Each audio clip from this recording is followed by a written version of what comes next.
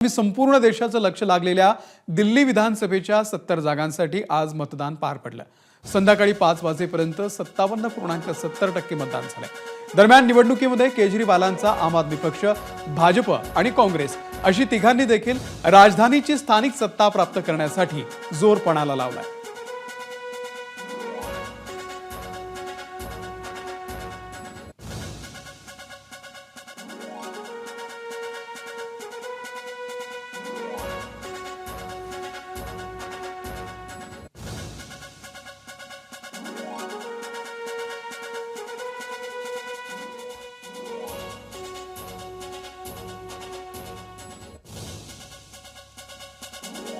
तर दिल्लीचे एक्झिट पोलचे अंदाज सुद्धा समोर आलेले आहेत। जागा आहेत 70।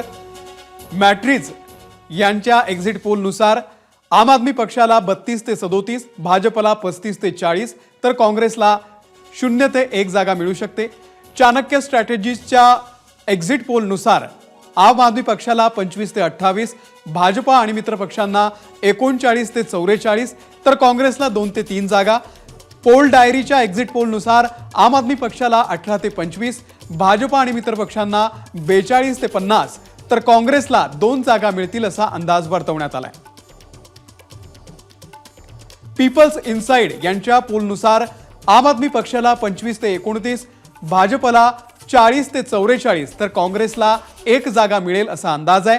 पी मार्कच्या अंदाजानुसार 21 ते 31 आम आदमी पक्षाला, भाजपला 39 ते 49, तर काँग्रेसला 1 जागा मिळेल असा एक्झिट पोलचा अंदाज आहे। पोल डायरीनुसार आम आदमी पक्षाला 18 ते 25, भाजपला 42 ते 50, तर काँग्रेसला 2 जागा मिळतील असा अंदाज वर्तवण्यात आलेला आहे। आणि या सगळ्या एक्झिट पोलच्या अंदाजानुसार भाजपची सत्ता येईल असा अंदाज एकंदरीतच आपल्याला सध्या दिल्लीमध्ये दिसतोय। एबीपी माझा, उघडा डोळे बघा नीट।